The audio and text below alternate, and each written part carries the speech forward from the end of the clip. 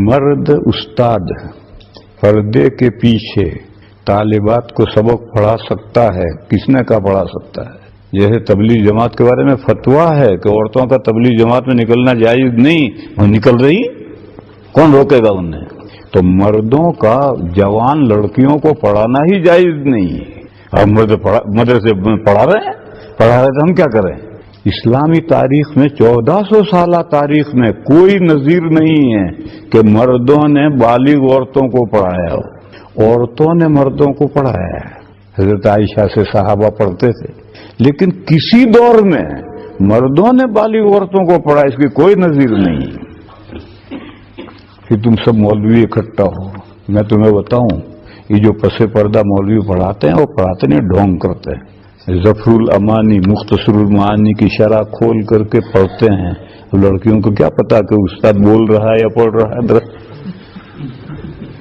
عام طور پر ابھی یہی ایک مدرسے میں گیا تو جس کمرے میں سے استاد لڑکیوں کو پڑھاتا تھا وہاں کشف الباری رکھی تھی، تو میرے جاتے ہی جلدی سے اٹھا کر لے گئے۔ ارے میں تو سب سمجھتا ہوں، یہ سب اردو شرحیں کھول کر کے استاد وہ پڑھتا ہے۔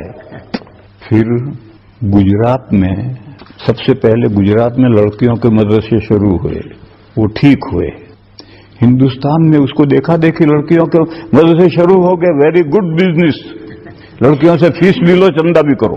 تو میں نے ان کو کہا ہے گجرات کی تو ضرورت ہے، ہماری لڑکیاں برطانیہ میں، امریکہ میں، افریقہ میں ہیں، وہاں لازمی تعلیم ہے، 16 سال تک لڑکیوں کو لڑکوں کے ساتھ پڑھنا پڑتا ہے، ان کی عصمت محفوظ نہیں رہتی۔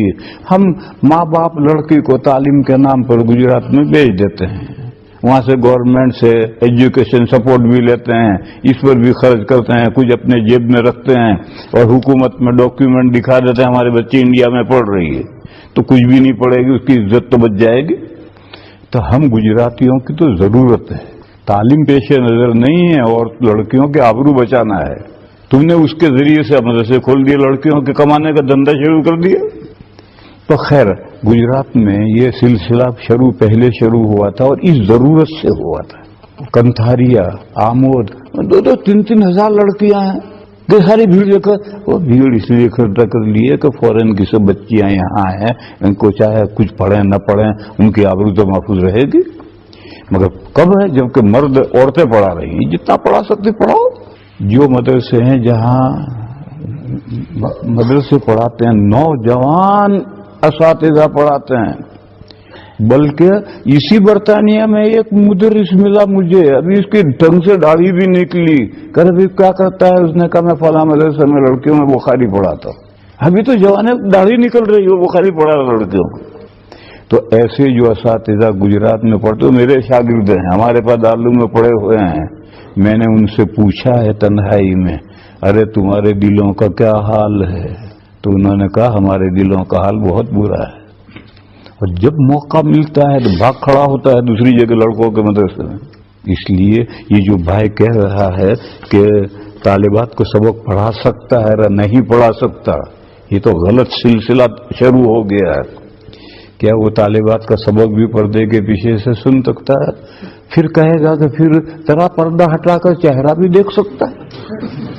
ابھی پردے کے پیچھے سے عبارت سنے گا، پھر تھوڑا پردہ ہٹا کر چہرہ دیکھے گا، پھر بسم اللہ مجریہا و مرساہا، لا حول ولا قوت الا باللہ۔ کب سے حضرت تھانوی نے کہا تھا کہ 3 شرطوں کے ساتھ لڑکیوں کو جتنی تعلیم دینی ہے دو، ایک بورڈنگ نہیں، دوسرے لڑکیوں کو تعلیم دو، ڈھونگ مت کرو، اب تو ڈھونگ ہے تعلیم کا لڑکیوں کو، اور تیسرے کہ استانیاں پڑھائیں، مرد نہیں، ان کا لحاظ کر کے دو تعلیم۔ کون منع کر رہا ہے؟ اور کون سنتا ہے؟ کوئی مانتا ہی نہیں، سب بزنس پوائنٹ پر کام چل رہا ہے، اور نام ہے قوم کی فلاح و بہبودی۔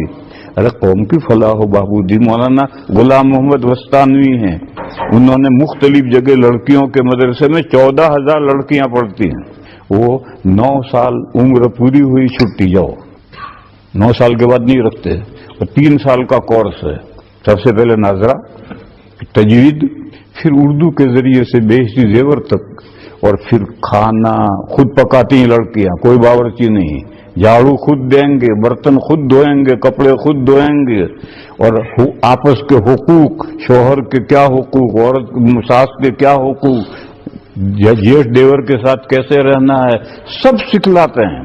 وہ کہتے ہیں عالمہ بنانے کی ضرورت نہیں ہے، صالحات بناؤ، مومنات بناؤ، نیک بندیاں بناؤ۔ حیدرآباد میں گئے تھے، حیدرآباد وہ شہر ہے جہاں ہر ایک اینٹ کے نیچے ایک لڑکیوں کا دارالعلوم ہے، اور مفتیاں بھی تیار ہو رہی ہیں۔ وہاں مجھے معلوم ہوا کہ عالمہ اور مطلقہ میں تلازم کی نسبت، جو بھی عالمہ ہے وہ مطلقہ ضرور ہے، کیونکہ کچی تعلیم کا تو یہی اثر ہوگا، اور آج کا سب کچی تعلیم ہے۔ دیکھو ایک مسئلہ تو ایسا ہے کہ وہاں عورت آدھی ہے، وہ میراث کا مسئلہ ہے۔ کیوں؟ عورت کے ذمہ کوئی خرچہ ہی نہیں ہے، بیٹی ہے وہاں تک باپ کھلائے، بیوی بن جائے شوہر کھلائے، بیوہ ہو جائے لڑکے کھلائے، لڑکے نہ ہو تو اسٹیٹ کھلائے، اس کے ذمہ ہے ہی نہیں، تو اس کو میراث ملنی نہیں چاہیے۔ اسی لیے عیسائیوں کے یہاں، ہندوؤں کے یہاں عورت کو کوئی میراث نہیں ملتی، اس کے ذمہ خرچہ ہی نہیں ہے۔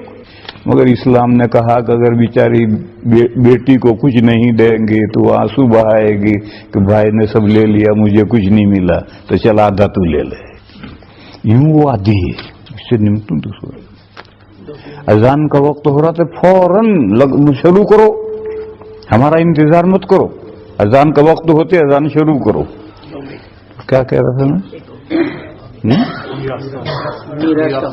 ہاں، باقی شہادت کے باب میں ایک مرد کی جگہ دو عورتیں ہیں، اور حضور سے پوچھا تھا عورتوں کی عقل کم ہے دلیل، تو حضور نے فرمایا ایک مرد کی جگہ دو کی گواہی ہے۔ تو تعلیم کا مدار بھی عقل پر ہے، یہ ذہین ہے، یہ متوسط ہے، یہ ادنا ہے، اس کو زیادہ پڑھانا پڑے گا۔ تو جب عورتیں ناقصات العقل ہیں تو لڑکوں کے نصاب سے ان کا دگنا نصاب چاہیے۔ تو 7 سال میں لڑکوں کو جو آتا ہے وہ 14 سال میں ان کو آئے گا۔ اب لوگوں نے 7 کے 5 کر لیے، تو بیچاروں کو کچھ بھی نہیں آئے گا، تو ایک ڈھونگ ہو کر رہ جائے گا۔